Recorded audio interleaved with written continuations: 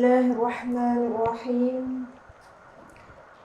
Alhamdulillahirabbil alamin wa bihi nasta'in ala umuri dunya waddin.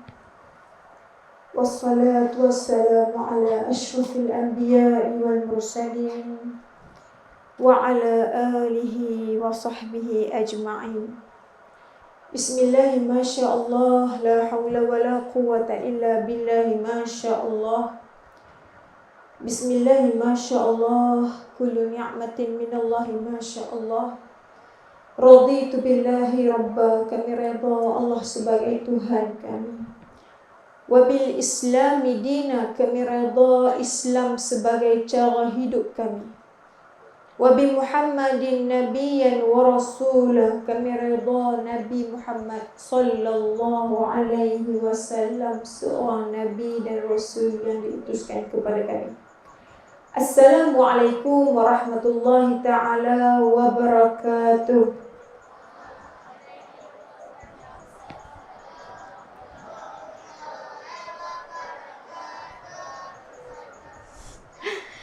Masya Allah, alhamdulillah, bersyukur kepada Allah Subhanahu wa taala kerana Allah memberi kita nafas untuk meneruskan kehidupan ini, menandakan Allah masih menyayangi kita untuk mendengar permohonan maaf, taubat untuk kita bersihkan diri sebelum bertemu dengan Allah Azza wa Jalla. Kita juga bersyukur kepada Allah Subhanahu wa taala, Allah mempermudahkan majlis yang insya-Allah barakahnya akan lebih bertambah. Ketika mana kita menyebut dalam majlis ini, bukan kita menyebut tentang seorang insan yang biasa-biasa. Kita nak sebut dalam majlis pagi ini, bukan kita nak sebut tentang nama yang sohor di seluruh dunia. Bahkan nama insan ini bukan sekadar tersohor di seluruh dunia, bahkan di langit sana, bahkan dialah seorang insan kekasih Allah Azza wa Jalla. Yang mana hari ini kita banyak menumpang nikmat, rahmat, keberkatan asbab adanya insan ini. Siapakah insan ini? Nabi Muhammad sallallahu alaihi wasallam. Maka ketika mana seorang ulama, disebut ulama Uyainah, menyebut ketika seseorang, ketika satu-satu tempat menyebut tentang seorang insan yang mana insan itu ialah insan yang soleh, maka tanzilur rahmah, akan turunlah rahmat daripada Allah Azza wa Jalla. Rahmat ni apa dia? Rahmat ini ialah kasih sayang Allah Azza wa Jalla. Maka hari ini bukan kita nak sebut tentang insan yang sekadar soleh. Bahkan inilah insan yang lebih soleh, yang banyak membantu manusia menjadi insan-insan yang soleh di hadapan Allah Azza wa Jalla. Maka bayangkan betapa banyaknya rahmat, barakah yang Allah akan rezekikan kepada kita. Maka sebab itu kita hari ini, kita sebelum nak kupas, kita ucapkan Alhamdulillah. Ada orang, subhanallah, yang dia akan rasa perubahan dalam hidup. Semakin lama, semakin hidupnya berasa tenang, berasa tenteram. Ada orang yang dulu sempit rezekinya, macam-macam kerja yang dia buat tapi tak pernah cukup.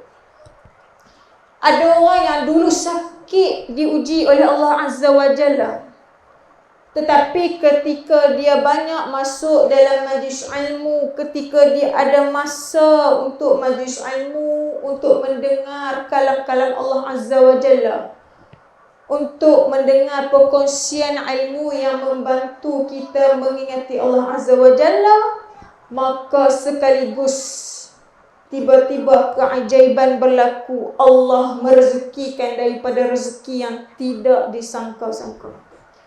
Allah melapangkan hati yang pernah gelisah dan kecewa. Allah mempermudahkan urusan yang paling banyak pun Allah bantu bagi selesai. Sebab itu jangan risau, jangan keluh kesah dan jangan berasa rugi kerana orang yang cintakan ilmu, orang yang cintakan majlis ilmu, hidupnya dijamin oleh Allah Subhanahu wa taala. Rezekinya akan dijamin oleh Allah Subhanahu wa taala. Sebab itu saya nak ucap tahniah kepada penganjur kita Sekolah Rendah Islam Raudatul Jannah Huling, Kedah, yang menganjurkan satu program yang saya kira Allahu Akbar. Yang mana program ini ramai masyarakat boleh tumpang. Waktu saya sampai tadi, saya duk kira mana ni sekolah ni. Sampai terlepas dah. Patah balik pula. Subhanallah, rupanya sangat indah dalam keadaan yang mungkin agak jauh ataupun dalam suasana yang agak kampung, tapi wujudnya satu pusat pengajian yang bersistem dan mendidik generasi yang penuh, insya-Allah generasi yang jailun nasrul mansyur, generasi yang diimpikan Islam, insya-Allah. Jadi saya ucapkan terima kasih kepada guru-guru, terima kasih kepada jawatan kuasa, khususnya sekolah rendah yang bertungkus lumus menyiapkan majlis hari ini. Bukan senang nak berbunga apa semua kan. Mungkin mereka dah seminggu kot tak tidur. Kita mai hari ni, mereka seminggu dah. Dengan duk fikir lampu macam mana, bunga macam mana noh. Jadi sebab itu hari ini, kesempatan hari ini kita sama-sama bersyukur kepada Allah Subhanahu wa taala. Dan yang saya hormati pengurusi majlis yang suaranya sangat berkarisma saya dengar tadi, masya-Allah. Dan juga yang saya muliakan para guru asatizah di hadapan saya yang saya kira agak segan sebenarnya. Saya ni orang biasa saja, mereka orang yang lama yang telah menabur jasa pada generasi kita. Dan saya minta izin pada guru-guru nak berkongsi sikit-sikit apa yang saya belajar. Dan yang saya hormati juga para ibu, ayah sekalian, yang mana bukan semua orang ibu ayah yang Allah hidayahkan untuk hantar anak pergi sekolah agama. Tak semua. Ada orang yang dalam hati berasa nak anak sekolah agama, dia main macam-macam halangan tu. Sampaikan berasa sangkaan yang macam-macam sehingga kan tak hantar anak sekolah agama. Jadi ini adalah satu taufik hidayah daripada Allah Azza wa Jalla.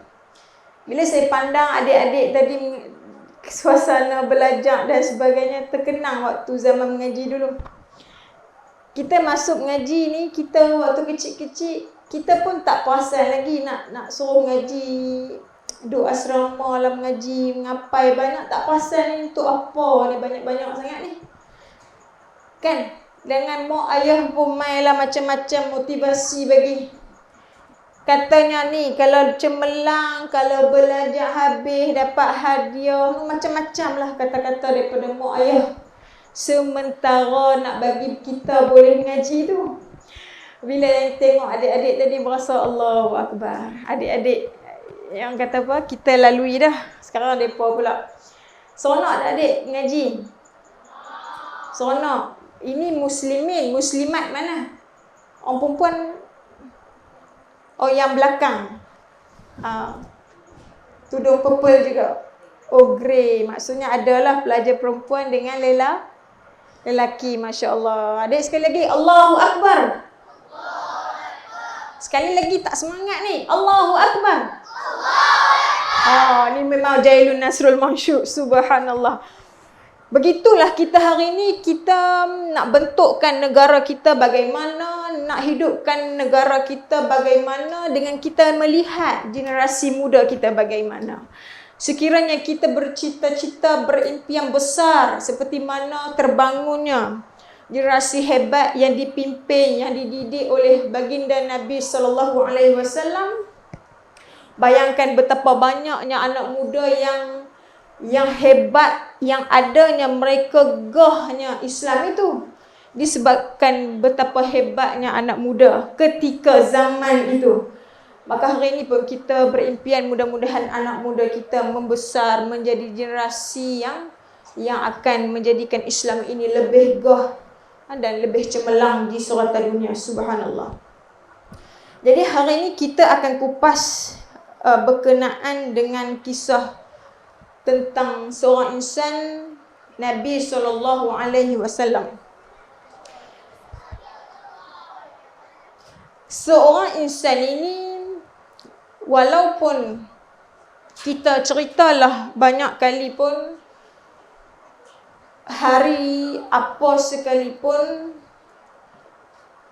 insan ini ketika kita menyebut tentang sosok insan ini, tentang kisah insan ini, maka dengan niat yang baik, insya-Allah Allah akan bantu kita menjadi baik untuk mencontohi Nabi Muhammad sallallahu alaihi wasallam. Sebab ada di antara kita yang kita nak jadi baik kerana kita nak mati dalam keadaan yang baik. Tetapi bukan mudah untuk jadi baik.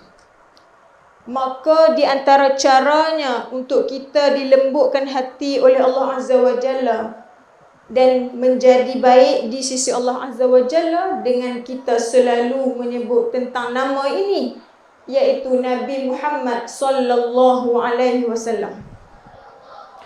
Sebab itu zaman dahulu ketika kisah zaman Nabi Musa, bila umatnya jauh dengan Nabi, Allah turun ayat Al-Quran yang mana mereka jauh dengan Nabi mereka menyebabkan waqasat, menyebabkan hati umat itu keras, sekeras-kerasnya. Kerana apa? Kerana mereka jauh dengan Nabi mereka.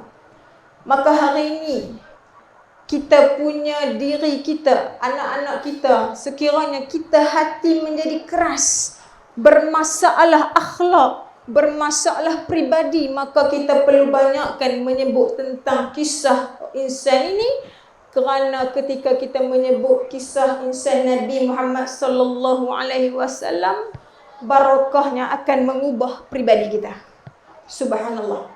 Jadi kita nak sebut sikit-sikit untuk kita niat semoga Allah ubah pribadi kita, mudah-mudahan dapat kita contohi Nabi kita Muhammad sallallahu alaihi wasallam.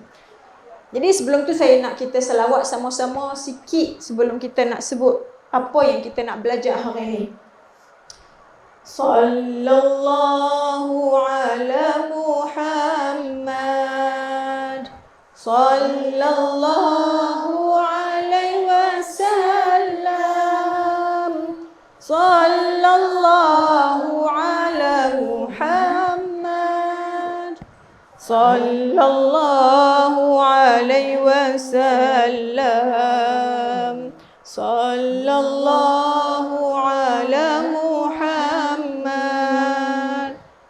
sallallahu alaihi wasallam, sallallahu ala Muhammad, sallallahu alaihi wasallam, sallallahu alaihi wasallam. Satu hari su'ila Rasulullah sallallahu alaihi wasallam, seorang lelaki bertanya dengan Nabi sallallahu alaihi wasallam. Maka seorang lelaki Arab Badui ini tanya pada baginda Nabi sallallahu alaihi wasallam, "Mata sa'ah?" Ya Rasulullah, mata sa'ah, bila yang nak berlakunya yang namanya hari kiamat itu? Maka Rasulullah sallallahu alaihi wasallam menjawab, "Ma'addatalha," kata Nabi sallallahu alaihi wasallam. Bila Arab Badui tadi, lelaki tadi tanya pada Nabi, "Mata sa'ah ya Rasulullah, bila yang namanya kiamat tu nak berlaku?" Maka Nabi sallallahu alaihi wasallam jawab, "Ma'addatalha," apa yang persiapan yang kamu buat untuk kamu berhadapan dengan hari kiamat itu? Maka maka lelaki tadi jawab, bila dijawab oleh Rasulullah, ditanya oleh Rasulullah, "Apa persiapan kamu kalau berlaku sungguh kiamat itu? Untuk berhadapan dengan kiamat itu?" Maka lelaki tadi jawab, ma'adatu laha min kathirin salah wala saumin wala sadaqah. Aku tak ada banyak persiapan. Aku bukan orang yang banyak solat. Aku bukan orang yang banyak sedekah. Aku bukan orang yang banyak buat puasa. Aku bukan orang yang banyak sangat amal ibadah sampai banyak solat, banyak puasa, banyak sedekah. Tapi kata lelaki tadi, walakinni uhibbullaha wa rasulah. Tetapi sesungguhnya aku amat mencintai Allah Azza wa Jalla dan Rasulullah sallallahu alaihi wasallam. Bayangkan seorang insan yang tidak banyak solat, tidak banyak puasa, tidak banyak bersedekah kerana tidak berkemampuan. Tetapi dalam hatinya benar-benar rasa kasih dengan Allah, cinta kepada Allah dan benar-benar sangat kasih kepada Nabi SAW. Maka Nabi menjawab disebabkan dia kasih pada Nabi SAW. Sebabkan hatinya ada rasa rindu, rasa sayang pada Nabi SAW. Rasa sayang, rasa kasih macam mana? Bila sebut tentang perjuangan, kesedihan yang dia lalui oleh Nabi pun dia berasa sedih yang macam mana yang Nabi rasa. Dalam hatinya berasa nak kenal tentang Nabi SAW. Dalam hatinya berasa hormat dengan insan ini, Nabi SAW. Maka disebabkan dia sangat sayang pada Nabi, dalam hatinya kasih ada pada Nabi SAW, maka Rasulullah menjawab, anta ma'aman ahbabta. Kamu akan bersama dengan siapa yang kamu kasih. Subhanallah. Tuan-tuan, ini satu hadis riwayat Bukhari, hadis yang sahih, mengembirakan kita, menjadi hujah petanda, satu khazanah, satu rahsia bagaimana untuk kita nak mati nanti, nak bersama dengan orang yang kita kasih, orang yang akan memberi syafaat besar dalam hidup kita, iaitu Nabi. Mungkin kita tak orang kaya macam orang lain boleh banyak bersedekah. Kita tengok orang lain dalam Facebook, orang buat pi bagi sumbangan banyak. Mereka boleh buat macam ni, macam-macam mereka boleh buat. Kita tak mampu, bukan tak mau buat. Tak mampu. Kalau nak bagi pun boleh bagi RM5, RM10, lagu tu saja.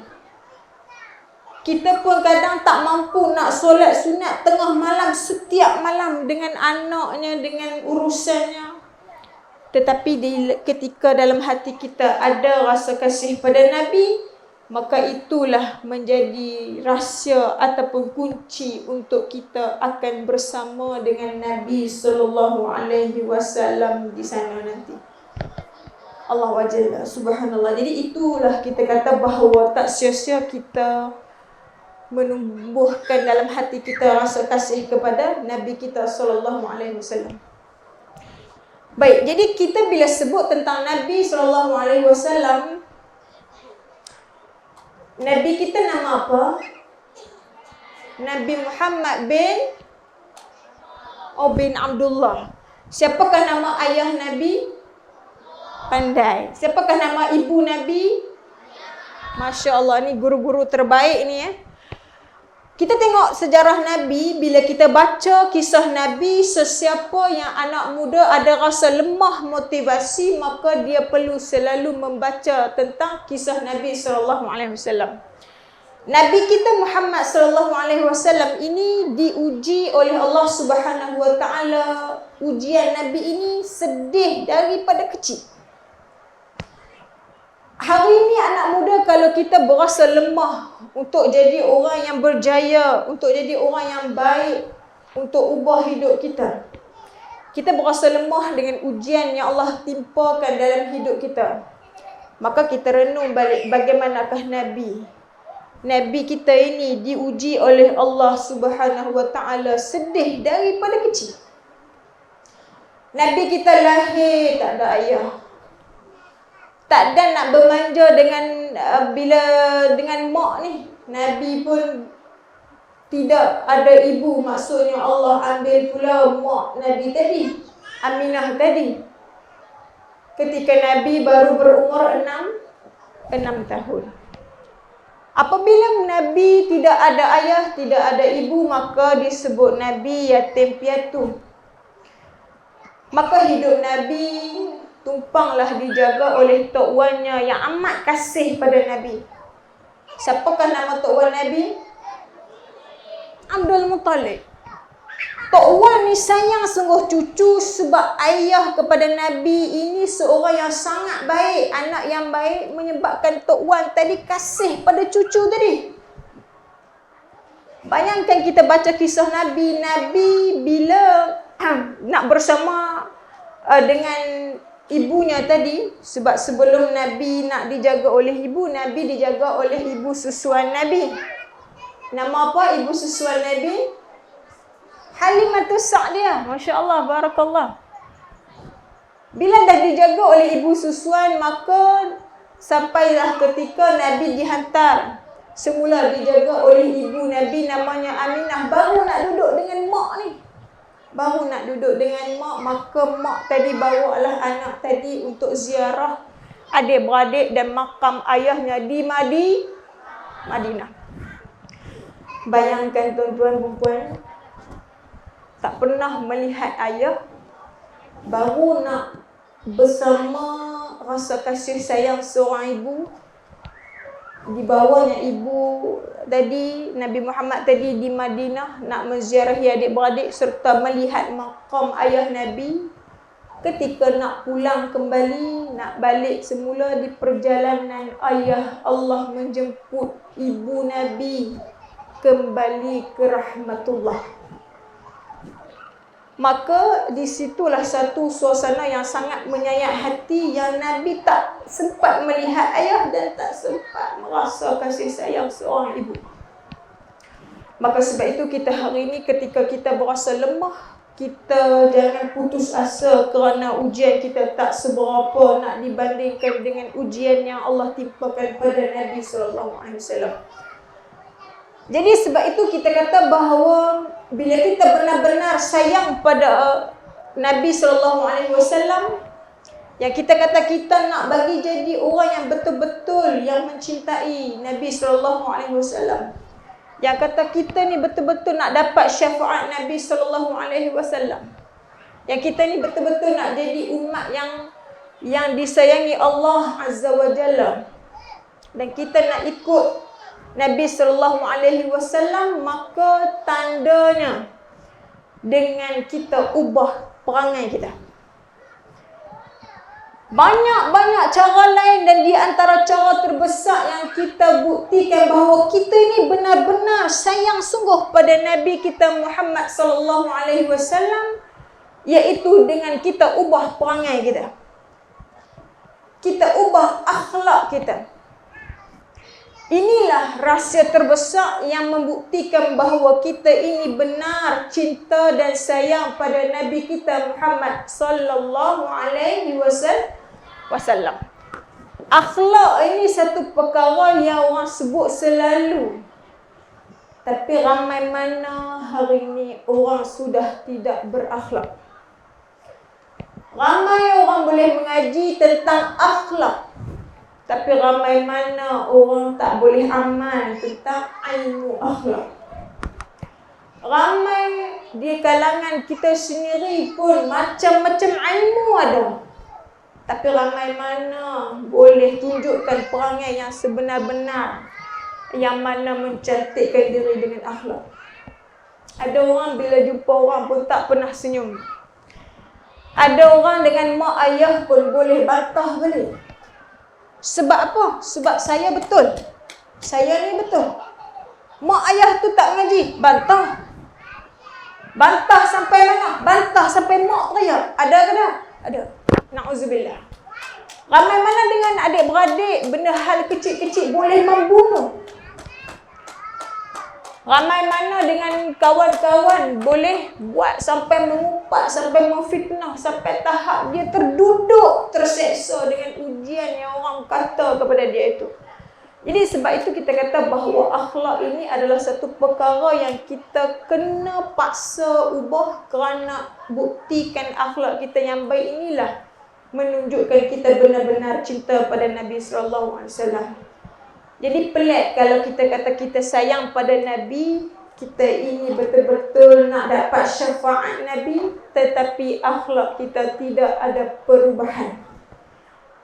Kalau kita kata kita sayang pada Nabi, tetapi kita punya akhlak tak berubah daripada dulu sampailah tua, menunjukkan kita bukan benar-benar yang cinta pada Nabi kita Muhammad sallallahu alaihi wasallam. Sebab itu kita bila mengaji pasal akhlak ini, kita akan berasa subhanallah. Orang yang boleh ubah akhlaknya, orang itu akan disayangi Allah Azza wa Jalla. No, kita nak mengaji pasal, nak sebut pasal akhlak. Suasana kita pun macam panas sikit sekarang ni kan.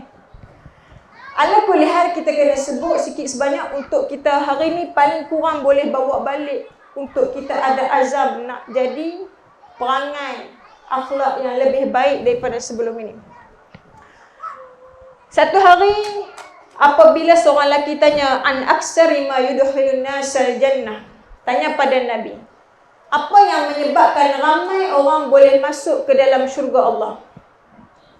Ni apa sebabnya orang boleh banyak masuk dalam syurga ni, apa sebab? Apa dia sebab yang boleh orang banyak masuk dalam syurga? Kata Nabi, yang pertama taqwallah. Dia adalah orang yang bertakwa kepada Allah. Dan seterusnya, iaitu dia mempunyai wa husnul khuluq, akhlak yang baik. Hadis riwayat Tirmizi.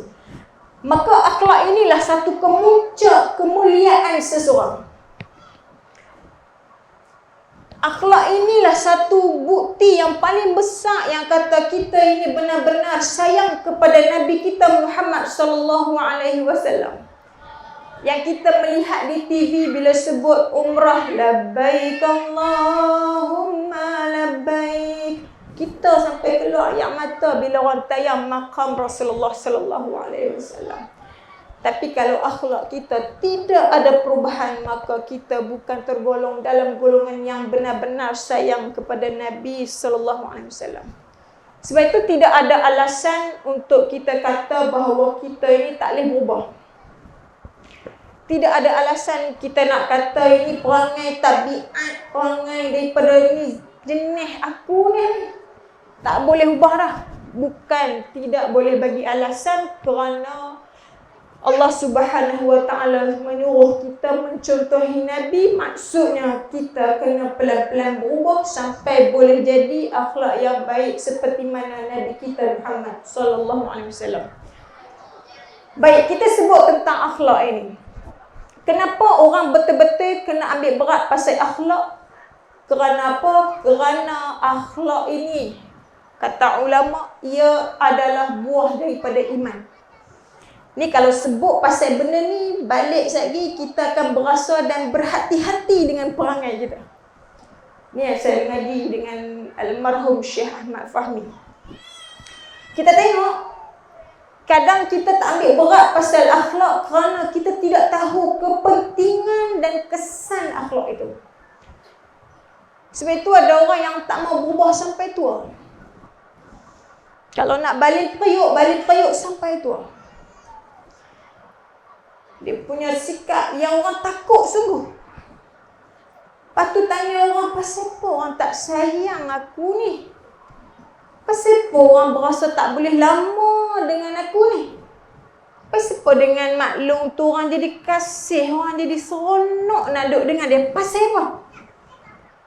Sebab tu bila kita teladani masuk ngaji akhlak ni, tobatlah, kita akan faham dan kita akan paksa ubah. Itu ilmu. Baik. Sebab itu dalam kehidupan kita ini, kalau kita boleh berubah dengan akhlak kita, segalanya akan berubah. Kenapa kata segala? Orang dengan kita berubah, cara urusan kita berubah, cara doa kita berubah, segala perubahan hidup kita akan berubah. Hanya dengan akhlak. Kita tengok sikit intipati pasal akhlak untuk kita faham betul-betul supaya kita bukan kata kita main-main tapi kita tekad nak berubah. Apa dia? Akhlak kata ulama ialah buah daripada iman. Maksudnya apa? Maksudnya akhlak ini ialah terbit daripada iman kita. Bahasa mudah nak sebut. Orang kata kita kalau nak tengok level iman kita, tahap iman kita ni tahap mana? Tahap A ke, B ke, cemerlang ke, lemah ke, kita tengok tahap akhlak kita. Ni satu poin. Dapat yang ni pun cukup dah. Kita akan lepas ni berasa nak buat perangai pelik-pelik, berasa malu. Bayangkan level iman kita, kita boleh tengok dengan kita tengok akhlak kita. Sebab orang iman yang baik, maka segala hidupnya akan dijaga oleh Allah Subhanahu Wa Taala. Orang yang iman yang sempurna, segala permintaannya Allah akan makbulkan. Bahkan dia akan dapat pelbagai kemuliaan. Dan dia akan mati dalam keadaan yang baik sebab imannya iman yang sempurna, yang baik, yang cemerlang. Tetapi kita nak tengok tahap akhlak kita. Dengan kita tengok akhlak kita, kita boleh nampak tahap iman kita terang mana. Jadi kita tengok perangai kita macam mana, teratu je lah iman kita. Sebab itu kita kata takut. Yang kedua, bila kita sebut pasal akhlak ini, ialah akhlak ini akan menampakkan sir di hati. Maksudnya apa? Akhlak ini cerminan hati. Kata Tuan Guru Syekh Fahmi, akhlak ini akan menampakkan sir di hati. Maksudnya apa? Dengan orang tengok perangai kita, sikap kita, maka orang akan nampak bagaimanakah hati kita. Allahu Akbar. Sebab itu jangan kita kata bahawa saya hati yang baik. Saya cuma perangai memang macam ni dah daripada dulu lagi dah. Hampa nak terima ke, tak mau terima ke, hampa punya pasal sebab aku memang macam ni. Tapi dalam hati ni baik. Siapa boleh kata macam tu? Sebab panduan dah disebut. Akhlak menampakkan sir di hati. Allahu Akbar. Jadi dua poin ni pun dah cukup untuk kita mudah-mudahan akan berhati-hati dengan sikap dan kita punya azam sungguh-sungguh nak ubah akhlak kita kerana Nabi SAW seorang insan yang berakhlak mulia, contoh sepanjang zaman. Kita tengok Nabi SAW, Sayyidatina Aisyah ditanya, bagaimanakah akhlak Nabi? Perangai Nabi ni macam mana? Lalu Sayyidatina Aisyah jawab, Nabi SAW, akhlak Nabi ini ialah kana khuluquhul Quran. Akhlak Nabi ini ialah akhlak Al-Quran. Maksudnya apa yang dalam Al-Quran sebut semuanya ada pada akhlak Nabi SAW. Baik. Kita tengok lagi, kenapa Nabi ini diangkat menjadi seorang insan yang cukup mulia dan dipuji-puji oleh Allah Azza wa Jalla sehingga kan darjat Nabi sungguh-sungguh hebat. Sehingga kan Allah bagi kemuliaan yang melipat ganda kepada Nabi kita Muhammad SAW. Kenapa? Apa sebab yang Allah puji, yang sayang sungguh pada Nabi kita ini? Ini yang kita nak belajar. Kenapa? Kerana kita pun nak juga jadi hamba yang disayangi Allah. Ketika kita boleh jadi hamba yang disayangi Allah, seluruh makhluk akan menyayangi kita. Ketika kita boleh jadi hamba yang disayangi Allah, seluruh hidup kita akan dijaga oleh Allah Azza wa Jalla. Jadi kita tengok apa sebab yang Allah puji sangat, sayang sangat, muliakan sangat pada Nabi kita ini. Kerana apa? Kerana Allah sebut dalam Al-Quran, Allah kata apa? Wa innaka la'ala khuluqin azim, kata Allah dalam surah Al-Qalam. Sesungguhnya kamu, wahai Muhammad, khuluqin azim, mempunyai akhlak yang cukup agung. Allah tak puji Nabi Muhammad, kamu ini cukup hebat, cukup mulia disebabkan kamu banyak bersedekah. Tidak. Allah tak puji Nabi Muhammad, kamu ini cukup hebat disebabkan kamu banyak berjihad. Tidak. Allah tak puji Nabi Muhammad, kamu ini cukup hebat disebabkan kamu ini banyak dengan perbuatan solat. Tapi Allah puji Nabi, kenapa? Wa innaka la'ala khuluqin azim. Kerana Nabi mempunyai akhlak yang cukup baik. Maka ini pun cukup untuk kita faham bahawa dengan ada akhlak yang baik menyebabkan kita punya kedudukan akan istimewa di sisi Allah Azza wa Jalla. Jadi adik-adik nak ada Allah sayang. Ketika Allah sayang kepada kita, maka kita akan disayangi Allah dan hidup kita akan dijaga oleh Allah Subhanahu wa taala. Jadi bila kita ceramah macam ni normal lah dengan keadaan suasana, dengan kita memahamilah kita punya keadaan kita majlis ilmu kita hari ni kan mungkin dah nak sampai tengah hari dah ni. Jadi dia berasa panas sedikit kan. Bahang dia tu.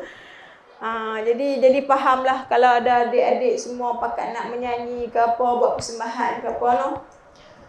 Cuma kita nak dapat sikit sebanyak supaya kita ini betul-betul ada keazaman untuk ubah akhlak kita menjadi lebih baik. Mudah-mudahan sebab majlis ini Allah hidayahkan untuk kita ada perangai yang baik.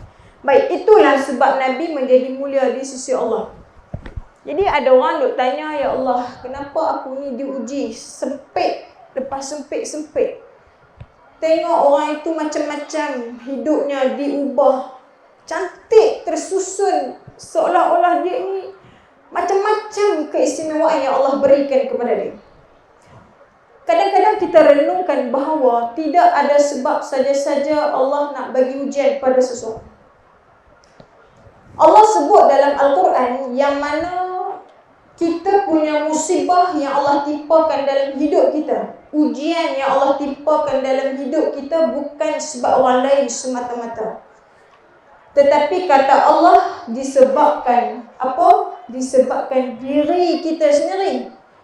Yang mana Allah sebut wa ma asabakum min musibah. Allah kata apa saja musibah ujian yang Allah nak bagi kepada kamu, yang Allah timpakan kepada kamu bukan sebab orang lain. Fabima kasabat aidikum. Itu disebabkan perbuatan tangan kamu sendiri. Disebabkan diri kamu sendiri. Maksudnya disebabkan silap dosa yang pernah kita buat sebelum ini akan memberi kesan kehidupan kita akan datang berdepan dengan musibah demi musibah. Na'udzubillah. Jadi sebab itu kita kata bahawa jangan pelik kalau orang tak sayang kepada kita. Jangan pelik kenapa mak ayah tak kasih pada aku. Kita marah orang lain ni, hampa punya sebab, hampa punya pasal kita marah orang lain. Sedangkan ujian yang berlaku dalam hidup kita ini bukan sebab orang lain yang Allah kata. Kita salahkan abang long, kita salahkan abang ngah. Kamu macam ni, pentingkan diri, tidak membantu kami yang susah ini, tidak membantu kami yang diuji ini. Kita banyak menyalahkan orang lain, tetapi bila kita renungkan semua ujian yang berlaku dalam hidup kita bukan sebab orang lain, tapi disebabkan sikap kita sendiri. Disebabkan perangai kita sendiri. Kita renung balik, kita punya akhlak dengan mak ayah kita bagaimana? Ada orang dalam hidup dia tak pernah sedikit pun mengeluarkan duit untuk ibu ayahnya sendiri. Tak pernah. Kerana apa? Kerana berasa ini duit pun dah cukup-cukup ni. Tetapi ada beza anak-anak yang dia berasa ini barakah, ini barakah. Duit boleh cari, mak ayah tak boleh diganti. Maka dia akan hulurkan duit walaupun sedikit, walaupun hanya RM10 bagi pada mak ayah. Hidupnya akan berubah. So ini akhlak. Sebab tu kita tengok dalam kehidupan kita, apa sebab dia ni mudah urusan. Lepas satu-satu kejayaan dia dapat, lepas satu-satu urusan dia mudah, kita renung pasal apa? Maka Allah sebut, semuanya disebabkan perangai kita sendiri. Begitulah dengan akhlak kita. Akhlak kita dengan ibu ayah kita bagaimana? Ada orang bersembang dengan mak ayah pun seolah bersembang dengan kawan. Bersembang dengan kawan, bukan kawan biasa, kawan yang nak gaduh.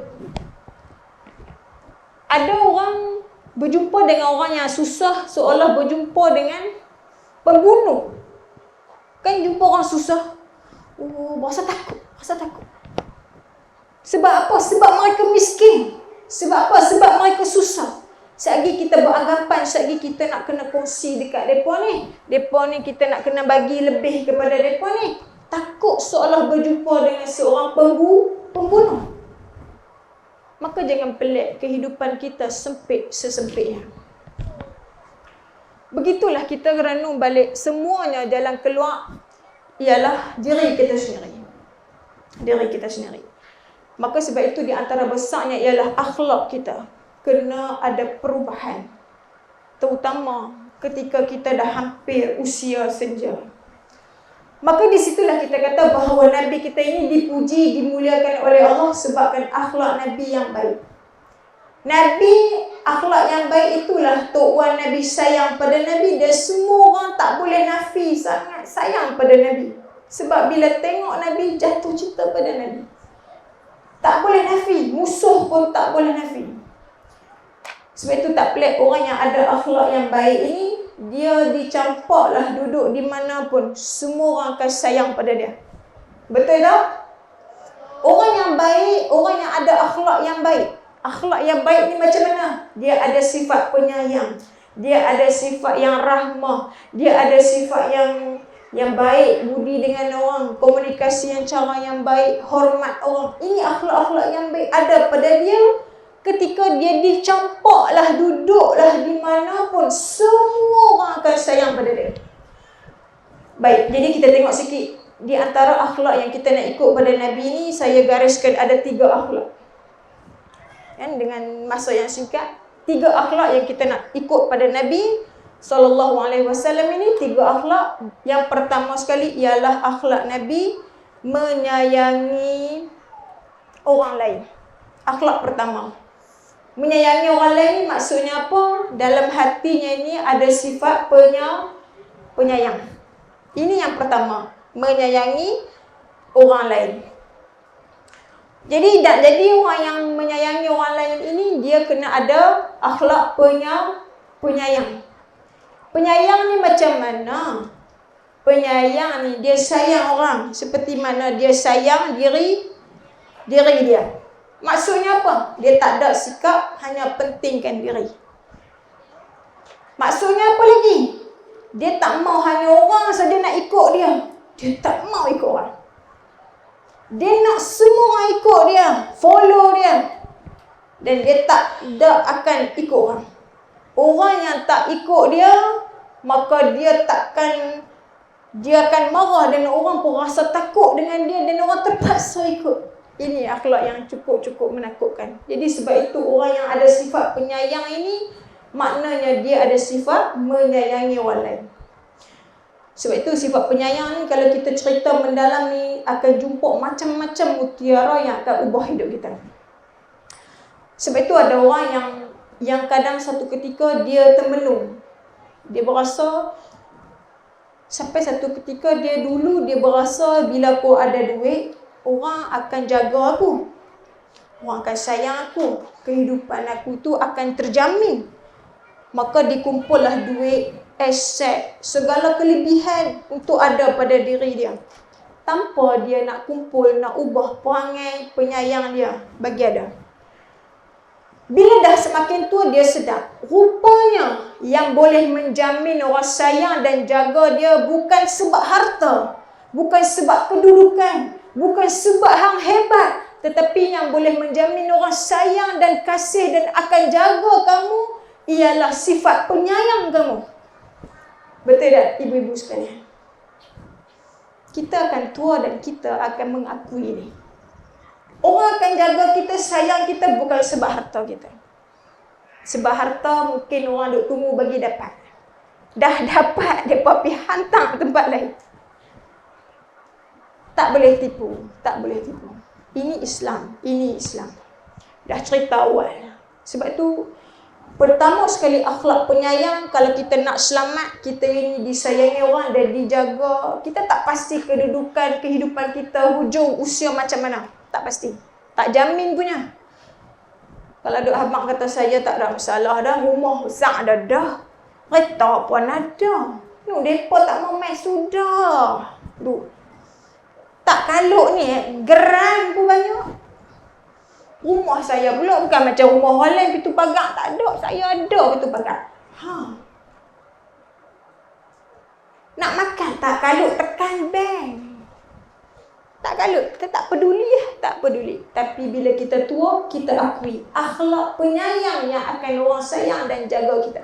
Yang jamin kita akan selamat dan bahagia di hujung usia. Subhanallah.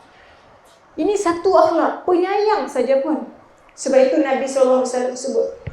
Satu hari, seorang lelaki Al-Aqra' bin Habis At-Tamimi. Seorang lelaki ini duduk dengan Nabi. Dia lihat Nabi bermain dengan cucu nama Hasan dan Husain. Lalu Nabi mainlah dengan cucu kan. Lalu Nabi cium Hasan Husain tadi di hadapan Al-Aqra' tadi. Bila lelaki tadi melihat, terkejut. Nabi sangat sayang bermain dengan budak-budak macam tu. Sebab ada orang budak-budak pun dia tak mau pandang. No? Main budak-budak tutup pintu. Ada. Jadi Nabi tunjuk akhlak Nabi dengan budak-budak, sangat penyayang dengan budak-budak. Lalu Nabi main dengan cucu, Nabi cium cucu. Ada kat sini tok yang tak cium cucu kat tangan? Ni nak sebab hari ni ramai tok, sebab tu kita fokus soalan kepada tok lah. Hari ni ada ke tak tok yang tak cium cucu? Saya nak tengok, angkat tangan. Tobat tak angkat. Balik sekali cium cucu. Nah. Dah, bukan tak ada, ada. Ramai mana tok tak pernah cium cucu? Jangan. Al-Aqra' tengok Nabi bila cium cucu. Al-Aqra' tadi tengok, ya Allah, kamu mencium budak-budak ini cucu kamu, sedangkan aku ada anak 10 orang, seorang pun aku tak pernah cium. Al-Aqra' kata. Apa Nabi jawab? Man la yarham la yurham, kata Nabi SAW. Kalau kita tidak menyayangi, kita tidak akan disayangi. Itu jawapannya. Yang kita duk renung, pasal apa cucu tak cium kita? Pasal apa cucu tak mau salam dengan kita? Pasal apa orang tak suka duduk dengan kita? Pasal apa orang tak berasa rindu dengan kita? Pasal apa orang rasa selesa kalau kita balik rumah kita? Pasal apa? Sebab tak ada sifat penyayang. Jadi akhlak Nabi yang pertama sekali kita kena bagi ada sifat penyayang, iaitu menyayangi orang lain. Orang yang ada sifat menyayangi orang lain ini, dia memahami keadaan orang. Dia hanya tak suka marah orang, tapi dia memahami keadaan orang. Nabi faham orang, Nabi tengah semayang, tiba-tiba dengar budak teriak. Lalu Nabi mendekkan solat sebab Nabi faham mak tadi mesti akan risau anak teriak. Tapi orang yang tak ada sifat penyayang, dia takkan memahami orang. Apa yang dia nak buat? Kenapa tak ikut ni? Kenapa tak ikut guideline saya? Kenapa macam ni? Orang takut. Ketika orang terlalu takut dengan kita, ketika itulah kita perlu muhasabah yang lebih tinggi. Ditakuti kita tidak ada sifat penyayang, tidak memahami orang, maka kita takut kita tidak ada akhlak yang baik, iaitu yang Nabi sebut tadi, menyayangi orang lain. Itu satu. Baik, akhlak yang kedua. No? Lepas ni balik cium cucu. No? Nombor satu tadi. Nombor dua, akhlak nombor dua, iaitu mencintai orang miskin. Akhlak nombor dua Nabi ialah mencintai orang miskin. Nabi SAW paling sayang orang susah. Mana-mana ada orang susah, Nabi akan pergi. Sampaikan Nabi nak makan, Nabi akan cari tempat orang-orang yang susah, Nabi makan bersama orang yang susah. Kita kalau boleh nak makan, cari orang-orang yang senang sikit. Yang meja orang susah kalau boleh pergi jauh-jauh sikit. Tapi Nabi paling cari orang susah. Sampaikan Nabi punya sayang orang susah, Satu hari nama Zahir, ismuhu Zahir. Laki ni orang kampung, orang susah, tapi Nabi sayang, Nabi boleh melawak, Nabi sungguh-sungguh cinta pada orang lelaki tadi. Kan? Maksudnya Nabi sampai pernah melawak peluk Zahir tadi. Dan ini nampak kata bukti Nabi betul-betul mencintai orang susah. Ada kita bila jumpa orang susah, kita jadi bisu. Jadi bisu. Pi rumah orang susah, kita jumpa orang susah, kita jadi bisu. Lepas tu bila kita duk fikir, pi orang senang, jadi pula jadi peramah. Boleh pula. Sebab apa? Ini yang kita kena muhasabah diri. Kenapa dengan orang susah kita jadi bisu dan kenapa orang yang ada kedudukan kita jadi ramah? Sebab ada orang kata, saya bukan tak mau cakap, saya memang jenis tak boleh cakap, tak reti nak ramah dengan ramai orang, tak reti. Tapi kenapa bila duduk majlis besar-besar, dia boleh bercakap? Ni hang buat apa ni? Jadi seronok ni. Puan berjaya dia dalam bisnes ni, puan buat, boleh jadi ramah. Senyum tak berhenti. Kenapa? Jadi akhlak yang kedua ialah bila kita nak ada akhlak yang baik, maka kita perlu ada sikap mencintai orang miskin. Mencintai orang miskin ini bukan semata-mata duk hulur duit. Orang Muslim pun mereka ada marwah. Yang cara untuk menghormati, mencintai orang miskin ini ialah akhlak kita dengan mereka. Akhlak kita dengan mereka. Orang miskin yang baik bukan semata-mata mereka nak benda kita. Mereka cuma nak kita menyayangi mereka, santuni mereka dengan baik. Seperti mana kita santuni orang-orang yang berkedudukan tinggi. Jumpa orang miskin, Assalamualaikum. Kalau kita ada rezeki lebih balik, beli sikit cucuk, sikit RM3 buat balik. Kalau ada rezeki, tak ada rezeki, kita sembang seumpama macam adik-beradik kita. Kenapa pentingnya orang miskin dalam hidup kita? Ada orang kata, saya bukan tak mau cinta pada orang miskin sebab orang miskin tu ambil kesempatan. Maksudnya, kita saja nak tolong mereka. Mereka tak ada apa-apa pun nak tolong kita. Ingatlah, Nabi SAW sebut, hal tunsaruna wa turzaqun, kata Nabi. Sebenarnya yang Allah boleh bagi pertolongan mudah urusan kita dan Allah bagi rezeki kepada kita ini disebabkan orang yang lemah, yang susah di sekeliling kita. Maksudnya apa?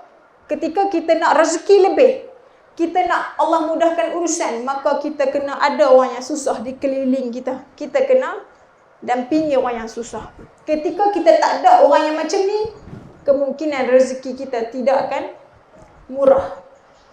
Itu di antaranya.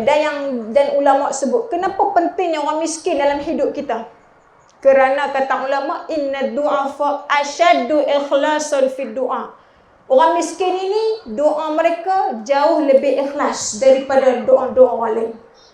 Kita bukan hanya nak tolong mereka. Sebenarnya kita sayang mereka, kita berakhlak baik dengan mereka disebabkan kita nak doa mereka. Kerana doa mereka, inna du'afa ikhlasan fid du'a. Mereka punya doa jauh lebih ikhlas daripada semua manusia yang akan mengubah hidup kita.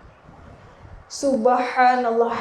Itu yang kedua. Sebab itu jangan rugi baik dengan orang yang susah, kerana mereka akan ubah hidup kita dengan doa mereka, dengan keprihatinan dan akhlak baik kita kepada mereka. Itu nombor dua. Yang ketiga, akhlak apa yang kita kena bagi ada? Yang ketiga ialah akhlak memaafkan. Ini akhlak yang paling payah. Tetapi Nabi SAW tunjuk cara untuk kita belajar memaafkan. Satu hari Nabi berjalan dengan Sayyidina Anas, bertemu dengan seorang lelaki Arab Badui. Tiba-tiba lelaki tadi tarik selendang Nabi. Tarik dengan cara yang kasar. Dah lah tiba-tiba tarik kasar pula. Maka ada kesan pada leher Nabi. Bila macam tu, lelaki tadi bukan sekadar tarik, sekadar tiba-tiba dengan buat cara kasar. Bahkan lelaki tadi diminta pada Nabi, pegawai Nabi untuk nak harta yang ada pada Nabi. Nak selendang tadi. Tengok, kita bukan nak belajar apa, kita nak tengok macam mana Nabi ajarkan kita untuk mudah berlapang dada memaafkan orang yang menyakiti kita. Nabi tak respon, Nabi tak balas balik, Nabi tak tanya banyak pada lelaki tadi. Kok tanya ni pasal apa tarik tiba-tiba? Ni tak reti kau cakap elok-elok. Ni Nabi tak persoal, Nabi tak tanya banyak, Nabi tak berbahas banyak. Bahkan Nabi kata apa? Nabi faltafata ilaihi fadhahika. Nabi paling kepada dia dan Nabi senyum. Apa yang kita nak belajar? Nabi boleh bersenyum dengan orang yang menyakiti Nabi tadi. Maksudnya Nabi senyum, Nabi maafkan tadi. Tak mau panjang-panjangkan. Kenapa? Caranya Nabi ajak kerana Nabi mengenali siapakah orang yang menyakiti Nabi ketika itu. Siapa dia? Orang lelaki Arab Badui.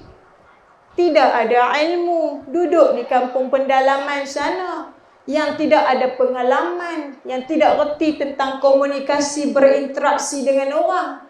Adakah orang yang macam tu kita nak habis masa, nak berbahas, nak bergaduh? Bukan masanya. Sebab itu ini teknik-teknik untuk kita jadi akhlak yang baik. Memaafkan ini dengan kita mengenali siapakah orang yang sedang menyakiti kita itu. Ketika kita faham cara ini, insya-Allah kita duduk di mana pun kita akan mudah berlapang dada. Maka di sekadar itu 3 akhlak untuk kita contohi.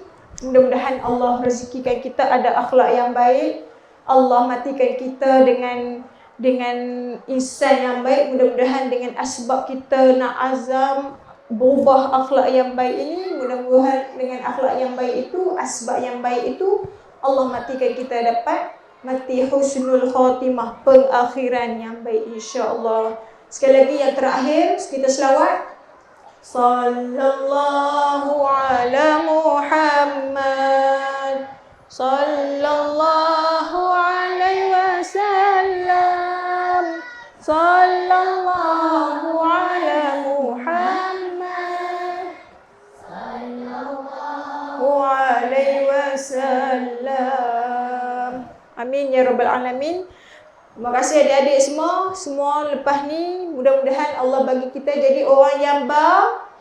Kenapa nak jadi orang yang baik? Sebab kita nak mati dalam keadaan yang baik. Dan kita nak kita ni disayangi orang yang baik. Amin ya rabbal alamin. Wassalamualaikum warahmatullahi taala wabarakatuh.